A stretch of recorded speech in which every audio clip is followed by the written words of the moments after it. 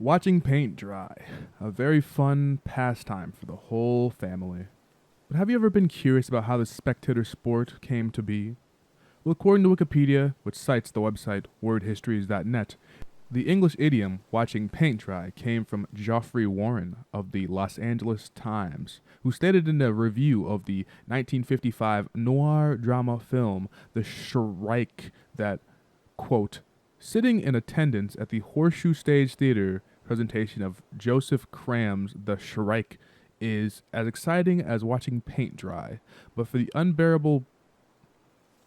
the presence of Kevin Hagen in the lead role of Jim Downs, the experience would be almost intolerable, unquote. From here, the phrase spun off into the English lexicon to mean basically anything extremely, intolerably boring. By the way, you want to guess what the championship winner got, besides like the illustrious title of watching paint dry master? An iPad. Yeah, it's 2012 after all. They got an iPad. Considering that it was a popular English idiom, there's a Family Guy joke about watching paint dry. It consists of the setup of Peter remarking, "I'd rather watch paint dry," after being forced to watch Jolly Farms with Stewie. The show then cuts to a feminine-looking paint can with a bright blonde hair coming out of a steaming hot shower. The paint can woman begins to dry off with funky music playing in the background. Shot zooms out to reveal that Peter is outside of the house that the paint can presumably lives in, and he's holding binoculars, peeping at the can from a nearby tree. Peter remarks nice, looking at the viewer's point of view, breaking the fourth wall. While I could do a wild analysis of this scene about like the portrayal of women and the nature of the male gaze in mainstream adult comedy shows, I really don't care that much about analyzing a Family Guy joke more than I already have. I'll just leave it at, it's an alright literal joke, probably a C tier Family Guy joke, D tier if it was in the earlier seasons. Some YouTube uploads say this clip is from season 10, episode 16, but I wouldn't trust the Family Guy clip uploader as far as I could throw them, so I'll take that with a grain of salt, thank you. The art style indicates that the show could fit the era though, so we'll see. There's also this mod for Half-Life 2 called Watching Paint Dry, which, sadly, isn't truly about watching paint dry. If you haven't played it, I recommend it. Or watching your favorite streamer play it. Speaking of live streaming, there are numerous streams of streamers watching paint dry, from Point Crow to RT Game to a young and new streamer at the time known as Mr. Beast. There are a ton of streamers who turn an activity known for its boring nature into engaging entertainment for their chat. Point Crow in particular has a couple of these types of streams. He has a stream where it's 10 hours of watching grass grow, 10 hours of watching ice melt, stuff like that. Actually, Mr. Beast was famous for this type of monotonous endurance challenge before he became known for having a lot of money. It's kind of funny how the biggest YouTuber always knew the importance of spectacle for attracting an audience. VTuber Cherry Lupina of VReverie did a 10-hour paint watching stream for her 10,000 subscriber celebration, which isn't particularly notable. What is notable is the fact that user at VTuber Timestamper made a comprehensive timestamp of every notable event, quote, or conversation topic in the entirety of the 10-hour paint watching stream. You know, I'd say I'm jealous of that kind of dedication to an online person, but if I had someone that dedicated to me, I'd be scared for my life. Streamers watching paint dry reminds me of other endurance challenges like Jump King, Getting Over It, and especially Desert Bus. It seems that long, repetitive tasks are actually more engaging for viewers because of the entertainment value of having a seemingly insurmountable challenge to surpass while giving chat nearly unlimited access to the streamer's attention, like many other action-packed games. Viewer engagement is almost as important as viewer attention or numerical viewership itself for a streamer, so a streamer who does challenges and has spectacle like this is more likely to attract attention. What is more likely to appear in an article from some like hack media website like Kotaku? Oh, viewer. Headline: streamer plays Mother 3 for the first time and loves the game and makes cute fan art after the stream. Or, streamer beats Dark Souls with their armpit pineapple connected to a PC in 23 hours. You know, you could call it capitalism or the deterioration of the modern attention span, but I'll call it what it is. Human nature. Just as we have the negativity bias, humanity has a bias towards spectacle. It's more memorable. Memorability is important. In an article for Hyperallergic, writer Tierman Morgan and cartoonist Lauren Purigi. Actually, I'm going to stop the train of thought right there. I want this video to be relatively short, so if you want to learn about the whole nature of mass media's obsession with spectacle and the effect it has on society, you should check out the article in Hyperallergic. Quote, an illustrated guide to Guy Debord's The Society of the Spectacle, or just read the 1967 book it's based on. Because as we know from 1984, books written in the past can be strangely accurate to modern times. But basically, think of it as marketing, right? Marketing is storytelling. And what makes a more interesting story to average Joe Normie? One that's more genuine and down to earth, or one that's more spectacle? Well, considering the highest grossing films of all time are ones like Avatar, Avengers Endgame, and Top Gun Maverick, I say it's the latter with tiny hints of the former. So back to streamers, I'll say from personal experience that I always watch a streamer who's more engaged with chat than one who isn't. When someone's held hostage, like playing a game as boring as Desert Bus, you really get a really good idea of the strength of their abilities to make an entertaining conversation out of nothing but the figurative fortune cookie paper of chat. This leads to some golden streams, like Vine Sauce Joel's legendary Hardcore Friday Desert Bus stream. Ironically, the human mind's tolerance for boredom is itself a breeding ground for spectacle. On the Wikipedia page for watching paint dry, there's a note about a Media Post article about how HGTV, which stands for Home and Garden Television if you didn't know, literally is showing people watching paint dry. The article writer Douglas Ferguson surely muses on the fact that people are watching home improvement shows about people drilling holes in the walls and watching paint dry. They also quote Seinfeld as a response to them asking themselves the question, quote, "Why am I wasting my time watching someone drill holes in the wall?" Unquote. The answer, quote, "Because it's on TV," as stated by George Costanza. I don't know why I said unquote, but whatever. I have some short thoughts about this before I get into the real meat of this video. I just think a lot of stuff was boring. I mean, there's a point in my life where I wasn't really interested in anything besides playing Pokemon games on my DS and watching SpongeBob on TV. But over time, I grew into the developing freak that I am right now, and I realized anything could be interesting given the right framing. Just like in marketing, it's all about the storytelling. With the right storytelling, you can make a story about an average Joe, a boring average man falling out of his love with a slightly quirky girlfriend into one of the most heart-wrenching films ever created. You can make a bunch of people work in paper sales an all-star cast of a beloved American comedy. You could make a bunch of men who stand in a room for a whole film into a gripping courtroom drama. It's all about framing and storytelling here. I mean, after all, a story is about its characters. Now, I'm not the type of person to watch HGTV of all things, but like editing and writing for so long with this channel, I can appreciate the work that goes into turning into a pair of people hunting a house from a boring chore into an engaging fantasy show. I mean, according to a Yahoo article from December 17th, 2021 called All 124 Cable Channels Ranked by the Average Viewership in 2021, HGTV was number 5 of all TV channels with over 1 million average viewers. I'm sure this channel has more control over architectural design than actual architects do at this point. If HGTV doesn't have a good grasp on how to engage viewers with good storytelling, how would they have that many viewers? Like, I know Jordan Normie across the street will watch anything with movement at this point, but still, people need some kind of engagement. By the way, did you know what? In this article in 2021, Adult Swim had more average viewers than Comedy Central, Disney Channel, The Weather Channel, and Cartoon Network itself? I don't know. I thought it was interesting. Anyway, in 2016, a British filmmaker named Charlie Shackleton, previously known as Charlie Lynn, created a Kickstarter called Make the Censors Watch Paint Drying.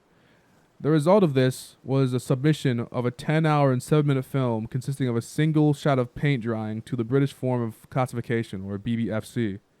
It was created to protest film censorship and the high cost of submission to the Board for Independent Filmmakers. Truly a brilliant piece of satire. Aside from being the beloved subject of hundreds of clone YouTube fun fact channels, Charlie's film was also noticed by a large number of media outlets, including Vice, The Washington Post, and NPR, among others. Charlie Shackleton is a filmmaker, an experimental filmmaker at that. 2021's The Afterlight is a film that's meant to be lost. It's composed entirely of footage from 3 characters in films released in 1945 and 1950 interacting. All the actors are long dead. I can't give a great summarization of the plot because the film only has like one singular copy and no digital copies. Printed on 35mm film, this movie is designed to be played until it's destroyed by the natural degradation of film stock, until the film itself becomes lost media. The only way you can watch it is through limited theater screenings that the film has. In an article for The Guardian entitled, "I made a film that's designed to be lost. That's not so different from Netflix," Charlie Shackleton goes in depth about his thought process about the film and discusses film preservation. What I got from this article is basically like what I knew already. You know, Netflix isn't film preservation, streaming isn't film preservation, digital film wasn't really preserved because only physical media is sure the last decades of change in companies, software, and hands. In a way, even preserved films are only preserved in spirit because many films are like in the living dead surplus where they aren't screened or even watched once. So this film's a way to comment on that, I guess. This is what I got from it. What I didn't get was any kind of discussion on the film's story, or like the themes that he wanted the audience to absorb, or any information about the creative directions besides the base concept. It's because this film is about the spectacle rather than the actual plots or story. Both of them are. When I introduced Charlie, I noticed his most immediately spectacular films because that's what he's known for. I mean, if you make an entire film about watching paint dry, you're bound to get some curious people. There's something I noticed about the criticism of certain media. There's certain media where the story behind it or the concept of it supersedes a depthful look into the media itself. For instance, a review of In Utero by Nirvana is generally overshadowed by the unfortunate fate of its primary lyrical author. A review of The Shining generally tries to weigh in on Shelley Duvall's experience behind the scenes. It's hard to talk about Metal Gear Solid 5 without mentioning Hideo Kojima's fallout with Konami and the unfinished state of the story. I'm not saying that added context is bad. Added context can often increase the appreciation and understanding for the text within, expanding to a more depthful impact with the media. But we also have to engage with media in a more depthful sense than the story behind it. Because if we don't, at a certain point, all criticism and discussion is just an incomplete encyclopedia. In a way, doing that is judging a book by its cover if it doesn't increase understanding of a media. Funnily enough, Charlie Shackleton's also a film critic, and a pretty solid one at that. He has this one video essay called Framed in Containers on Vimeo that goes over the actual literal framing of films and aspect ratios and discusses examples of how certain films play with using more negative space within the frame. In another short video essay from 2019 called Criticism in the Age of TikTok, at 4 minutes and 31 seconds, Charlie calls the titular app a, quote, perpetual talent show when music about the nature of TikTok and its effect on popular culture. He talks about how TikTok resamples media in a similar way as video essays and uses like 1983's horror short film Possibly in Michigan as an example of this reinterpretation of media. Like it's interesting how an obscure short film can come back as a big meme over 30 years later, right? But that quote about it being a perpetual talent show is so interesting to me. Because as we all know, talent shows are about the dazzle rather than the expertise. Talent shows, more than even most other things, depend on accessibility. I'd say if I were at a talent show, most people would vote for like the 3-note metal guitar solo rather than the complex piano piece. Because, you know, that's a spectacle. I'm not saying it's bad, because I generally like to hear a hard metal riff more than the piano solo, but I'm just pointing it out. Charlie Shackleton makes great video essays, and I assume makes great documentary work. I assume this based on watching his interview with Mubi about Beyond Clueless, his documentary about teen cinema.